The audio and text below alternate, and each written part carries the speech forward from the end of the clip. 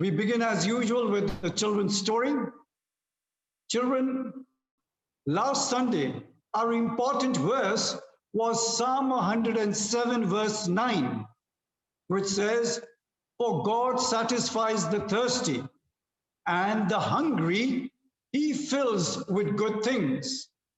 And we remembered the story in the Bible of the woman and her son who had very little food to eat, the last meal. They were going to die of hunger. And then God sends Elijah to be a blessing to the woman and her son.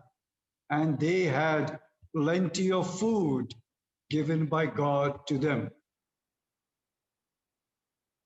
This morning, our important verse is again taken from Psalm 107, and it is verse 6, which says, they means the people, they cried to the Lord in their trouble, and he delivered them from their distress.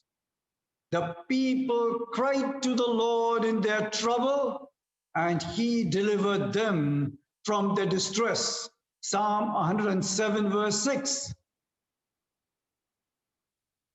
We have stories where God comes to help people.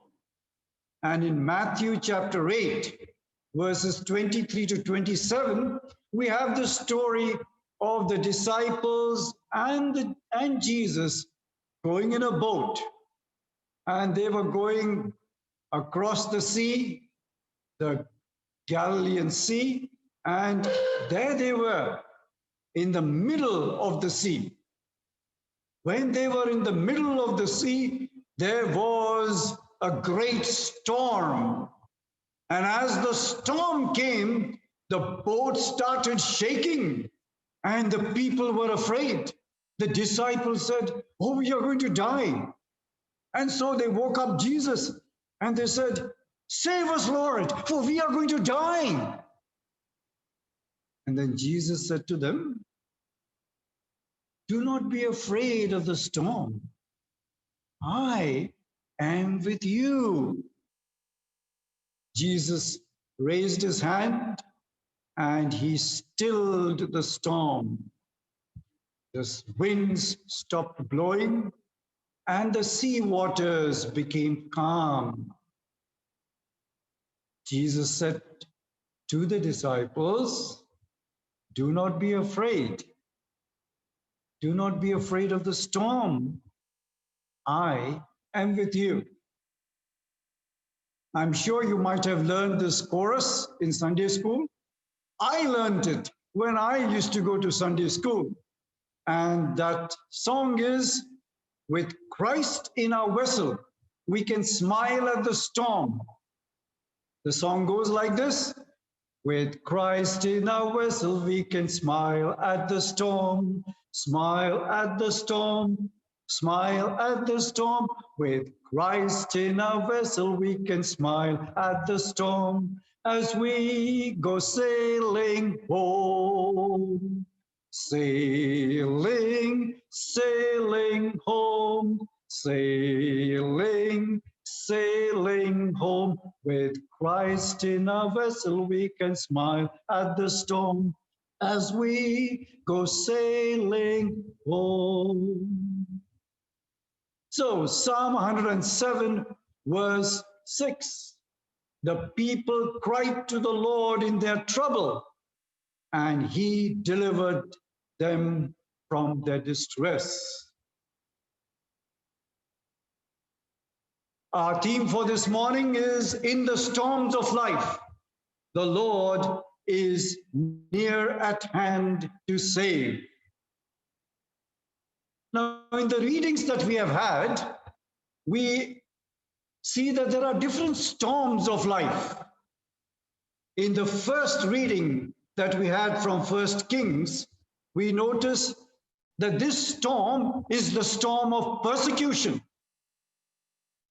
Queen Jezebel was very angry with the prophet Elijah because he had a contest with the prophets of Baal, on Mount Carmel.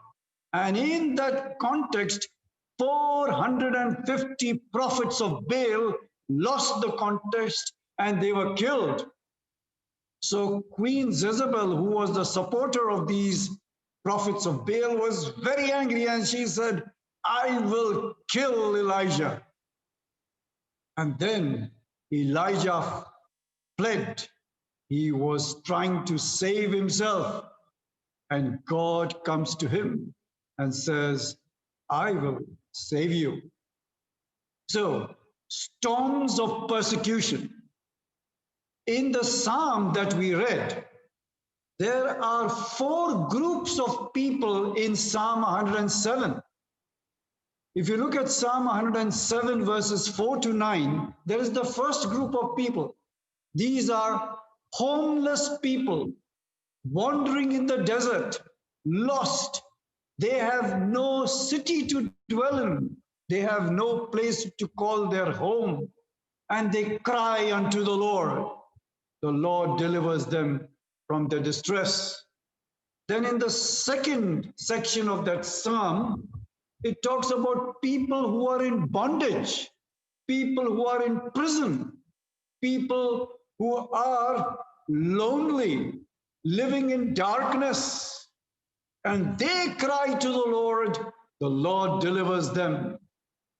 Then you come to Psalm 107 verses 17 to 22. There's the third storm, the storm of sickness and death. In sickness and death again, there is this cry for help, and God delivers them. And then there's the fourth section, which we read today in our responsive reading. That is of people going to work, traveling by sea. And as they travel by sea, they encounter a storm. They cry to the Lord, and they are saved.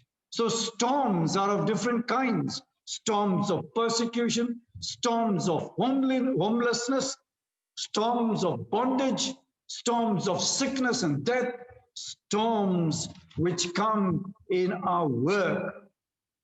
James chapter 1 verses 2 to 8 again talks about the storms of persecution.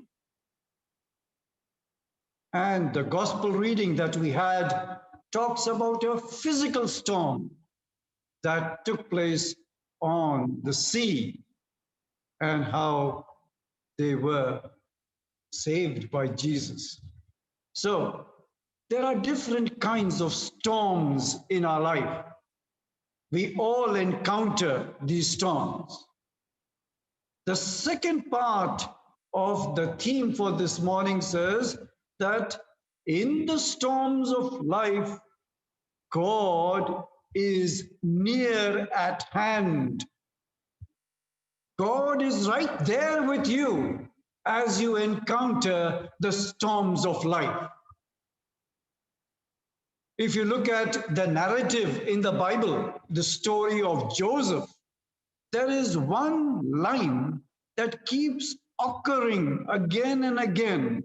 And that line is, the Lord was with Joseph. God was with him. If you start reading from Genesis 39, verse 2, it says, God was with Joseph, and it goes on. Now, God was with Joseph in all situations.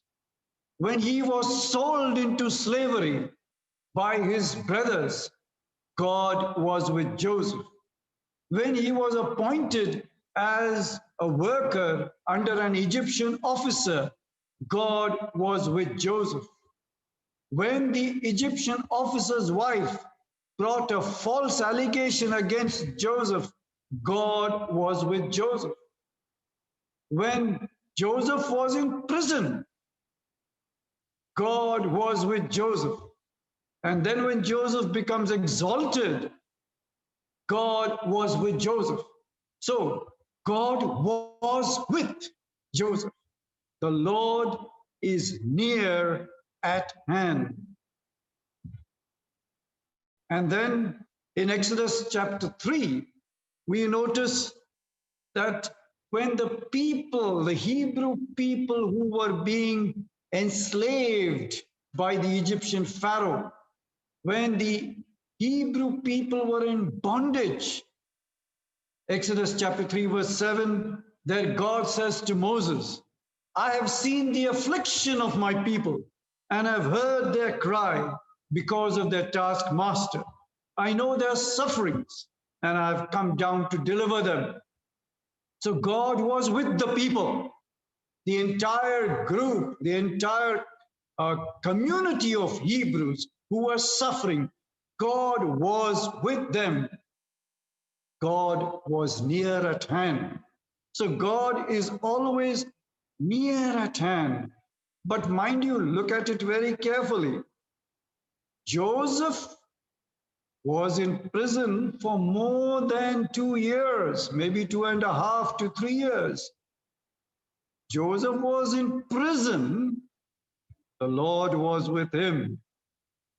The Hebrew people in bondage under the oppression of the Pharaoh perhaps suffered an oppression that went to over 50 years.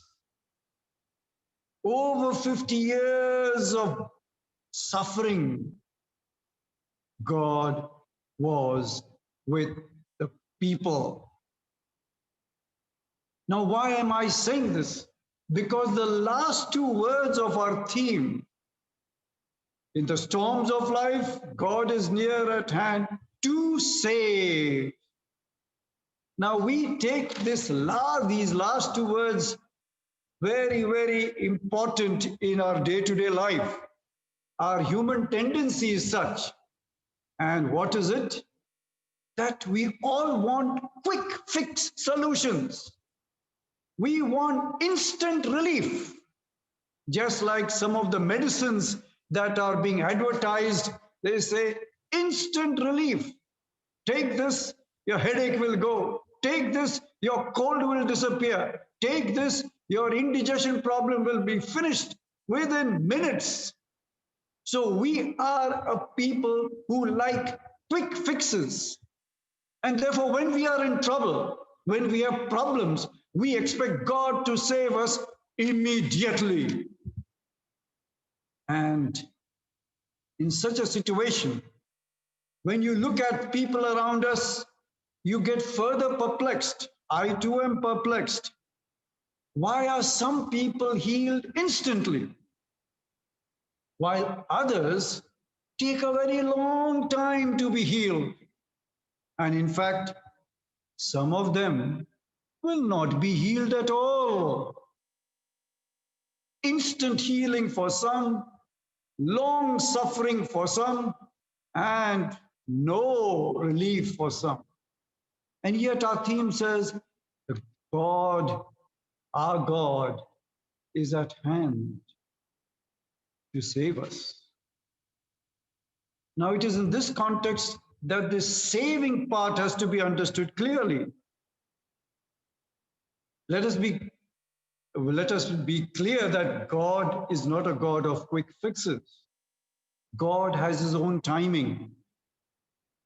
If God was a God of quick fixes, when Adam and Eve sinned in the Garden of Eden, why did God not immediately send Jesus and solve the problem of sin?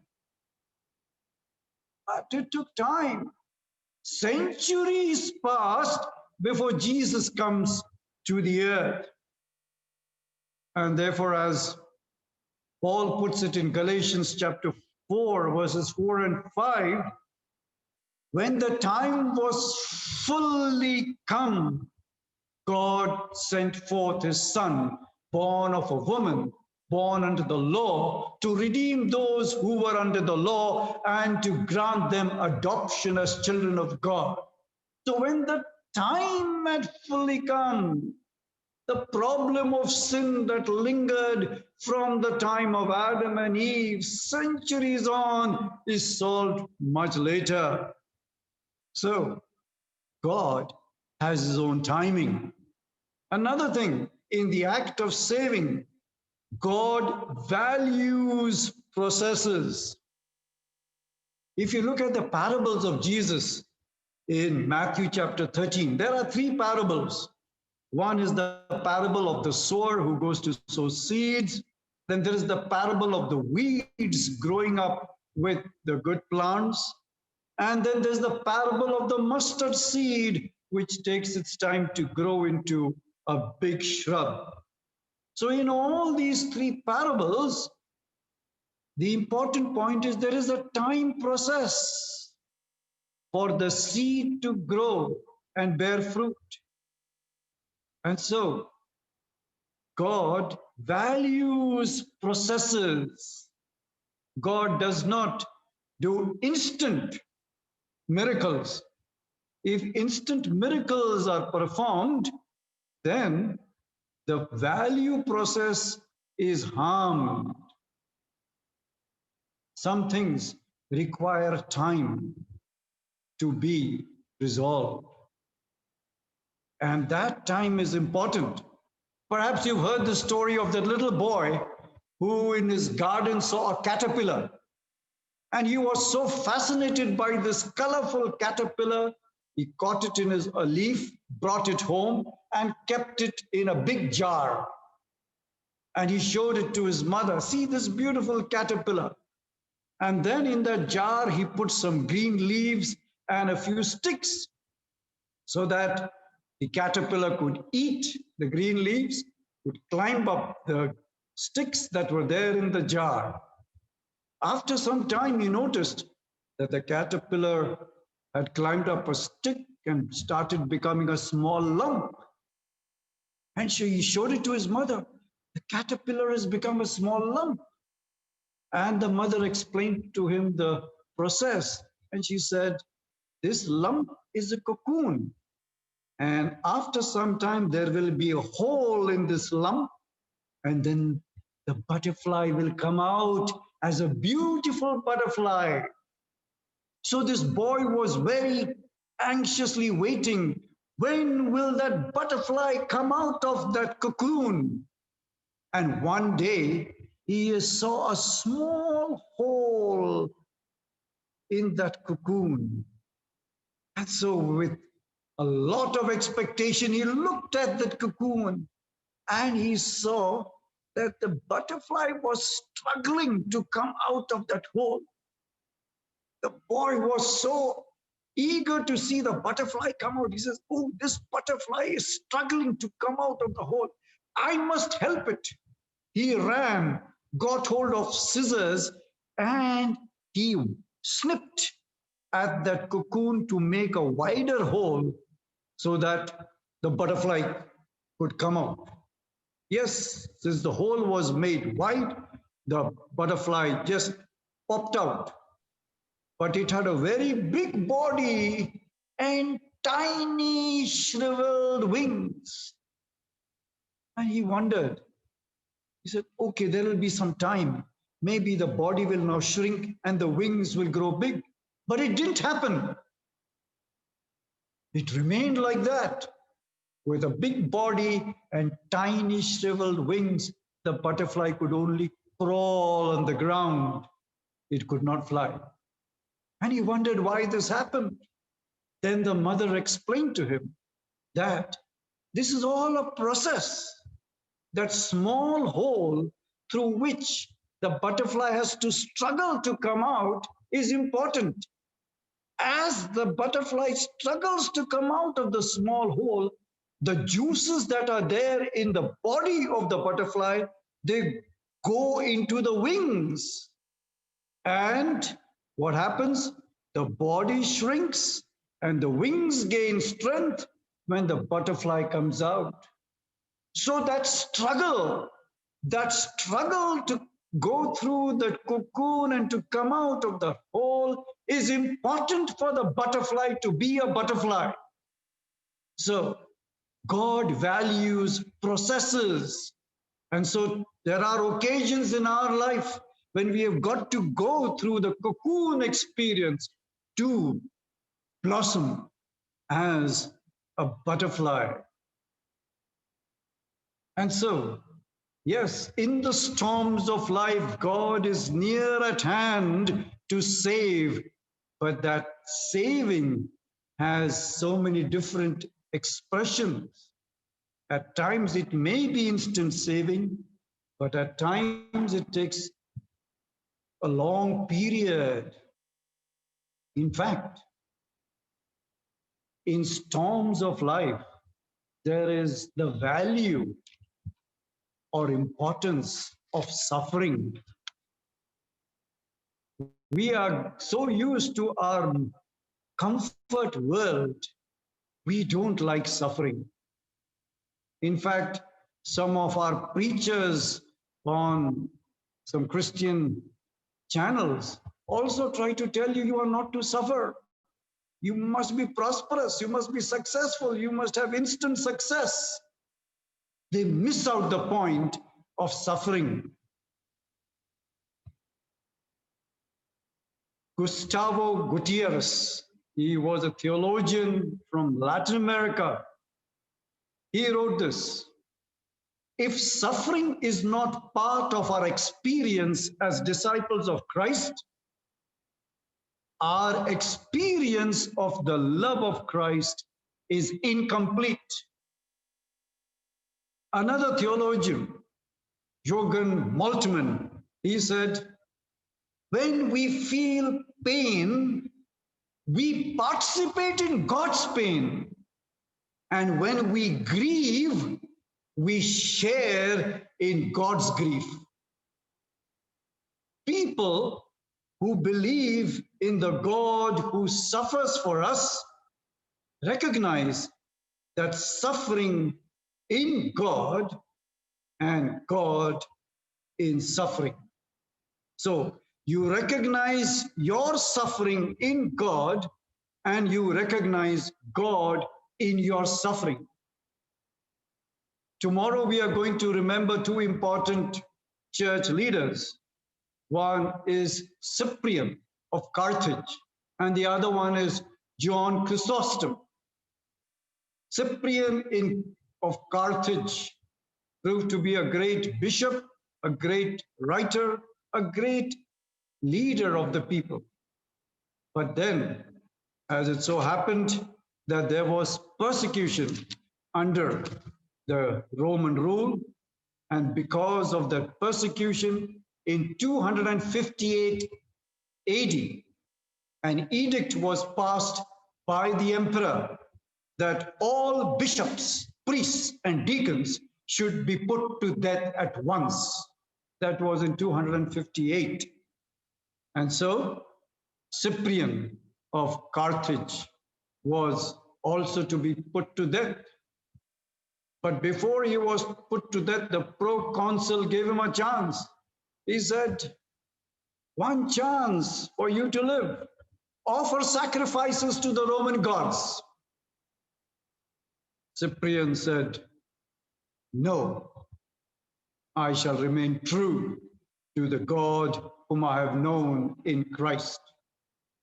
And therefore, the order was given that he should be beheaded. He was led to a hollow pit where he was made to stand. He removed all his vestments as a bishop and was there in his linen tunic. And as the executioner stood to bring his life to an end, he asked his church members, saying, give this executioner 25 pieces of gold. Here was an opportunity for the bishop to experience the cross of Christ. John Chrysostom, he lived in the 5th century, again, was a great leader, very honest, very forthright.